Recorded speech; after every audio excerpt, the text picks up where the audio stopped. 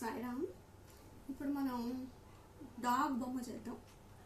ఒరిగామిలో dog బొమ్మ చేయాలంటే మనకి స్క్వేర్ పేపర్ కావాలి.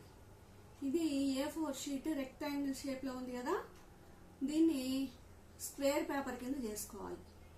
దానికోసమని మనం ఇలా ఫస్ట్ ఈ కార్నర్ నుంచి ఇలా ఫోల్డ్ చేస్తున్నాను.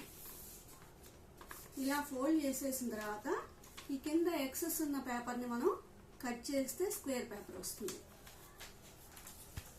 దీన్ని ఇప్పుడు కట్ చేయాలి.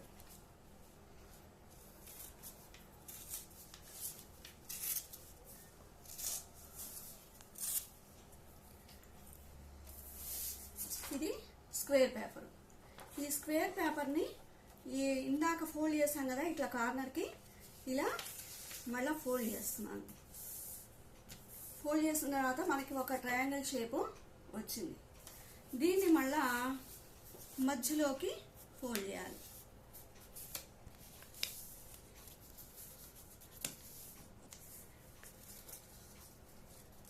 ఈ మధ్యలో ఈ ఫోల్డింగ్ దేనికోసం అంటే ఇటుపక్క ఫోల్డింగ్ ఈక్వల్ డిస్టెన్స్లో వచ్చేటట్టుగా ఫోల్డ్ చేసుకోవడానికి, మనకి మెజర్మెంట్ తెలియడం కోసం అని చెప్పి ఈ మధ్యలో ఫోల్డింగ్ పెట్టుకున్నాం అన్నమాట. ఇక్కడి నుంచి ఈ మధ్యలో ఫోల్డింగ్ చూడండి, ఇది కింద వైపు ఉండాలి. పై వైపు నుంచి స్టార్ట్ చేస్తున్నాను. పై వైపు నుంచి మధ్యలో ఉన్న పాయింట్కి కొంచెం ఒక ½ ఇంచి, సుమారు 1 సెంటీమీటర్ దూరంలో ఇలా ఫోల్డ్ చేయాలి. ఇది కుక్కకి చెవు అన్నమాట. ఇట్లాగే సేమ్ డిస్టెన్స్ వచ్చేటట్టుగా ఇక్కడ ఎంత ఉందో ఇక్కడ కూడా అంతే రావాలి, ఇక్కడ ఎంత ఉందో ఇక్కడ కూడా అంతే రావాలి. ఆ విధంగా ఈవెన్గా వచ్చేటట్టుగా ఫోల్డ్ చేయాలి.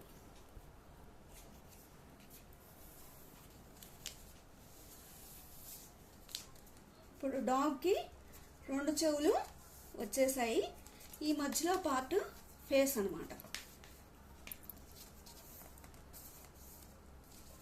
మధ్యలో పార్ట్ ఫేస్ అయితే ఈ ఫేస్కి ఇవి చెవులు అంటే ఇది కింద పార్ట్. ఇది ఇంత షార్ప్గా ఉండదు కదా డాగ్కి, అందుకని కింద కొంచెం ఫోల్డ్ చేయాలి.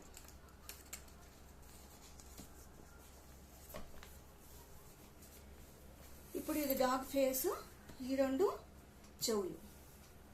దీనికి ఇప్పుడు మనం కళ్ళు అవి డ్రా చేసుకుందాము. చూడండి, ఈ మధ్యలో ఉన్న లైన్కి ఇటు నుంచి ఎంత దూరంలో కన్ను డ్రా చేసామో ఇటు కూడా అంతే దూరంలో డ్రా చేసుకోవాలి. 2 సమానంగా ఉండాలి సర్కిల్స్.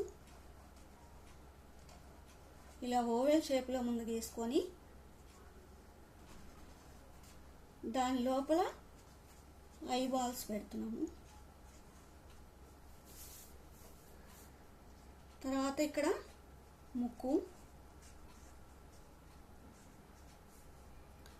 ఇక్కడి నుంచి ఇలా వచ్చి ఇలా నోరు.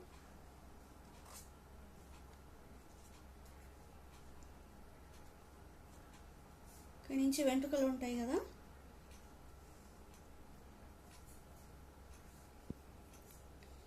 ఇది నాలుక.